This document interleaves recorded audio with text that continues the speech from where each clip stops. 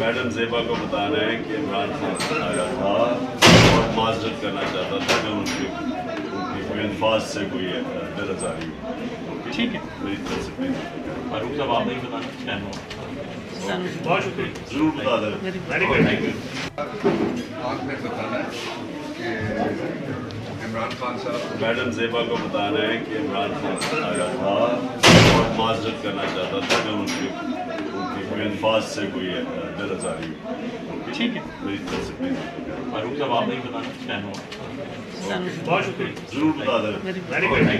YouTube पर Googly TV देखने के लिए youtube.com की सर्च बार में Googly TV टाइप करें। Googly TV के पेज पर सुर्ख रंग के सब्सक्रिप्शन वाले बटन पर क्लिक करना ना भूलिए। YouTube पर अपलोड होने वाली वीडियो से बाखबर रहने के लिए बेल आइकॉन पर क्लिक कीजिए। आपको हर नई आने वाली वीडियो के बारे में नोटिफिकेशन मौसूल हो जाएगा।